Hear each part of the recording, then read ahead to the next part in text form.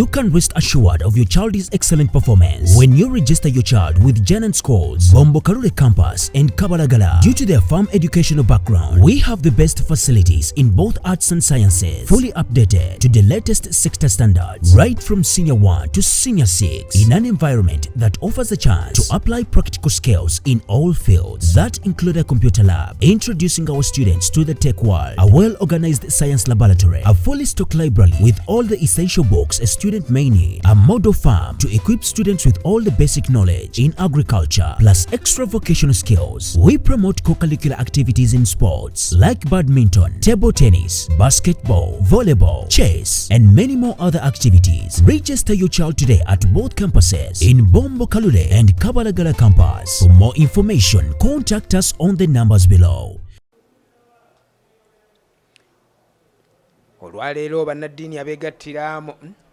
Olwaleero bannaddiini okuva mu nzikiriza ez'enjawulo wano mu ggwanga nga beegattira mu mukago ogwa interreligious council guno nga gulimu abakristaayo, abakatoliki, abalokola, abasiraamu n'abalala. Batongoza ebikujjuko eby'okukuza olunaku lw'amaka mu ggwanga n'ekigendererwa eky'okkubaganya ebirowoozo ku bizibu ebyolekedde amaka g'omwana wa Uganda ne Africa yonna.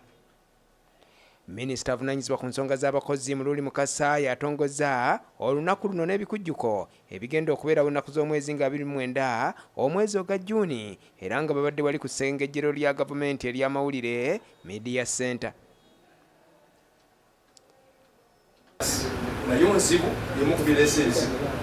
Waliwo okubeera nga tulina ekizibu ky'okuba nga tunabyakulabirako birungi okubitundu.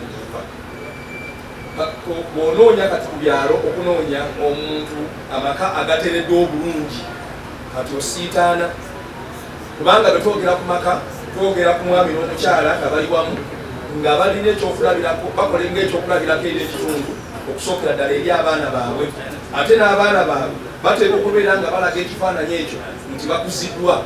Akati waliwo obuzibu bunene mu nsonga eyo nti ebyokulabirako bikendedde. Minisita Mululi Mukasa mu kwogerako eri bannaddiini bano agambye nti ekikoleddwa kikulu nnyo kubanga amaka gwe musingi ogw'eggwanga n'enkulaakulana yaalyo. Bannaddiini bagamba nti enteekateeka eno egenda kubayamba okugatta bannayuganda okukkiriza nti bonna bali omuntu omu ne Africa yonna, era nga bayisa abantu ab'enjawulo okwogerera mu lukuŋŋaana luno, so nga lugenda kubeerako n'ebikujjuko eby'enjawulo okuli abayimbi, amazina n'ebintu ebirala ebigwa mu kkowe eryo. HIV/AIDS eyo naye ereeta obutabanguko, abantu bakubagana ne baleeta embeera ezo, naddala nga wabaddewo embeera ya ani yaleese obulwadde, amaka gatabuka. So ekyo ne kitutegeeza nti mu kuŋŋaana luno, mu festival eno, tugenda nnyo okukubiriza abantu okubeera abeesigwa mu maka gaabwe.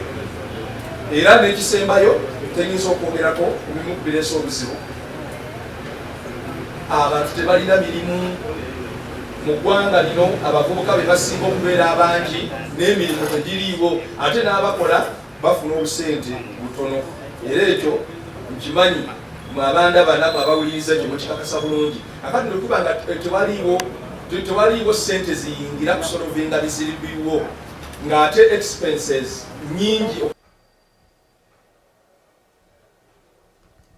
Guno gwe mulundi ogusookedde ddala bannaddiini okuvaayo okwogera ku ebyo ebinyigiriza amaka wano mu Uganda, era nga bingi ebisuubirwa mu lunaku luno.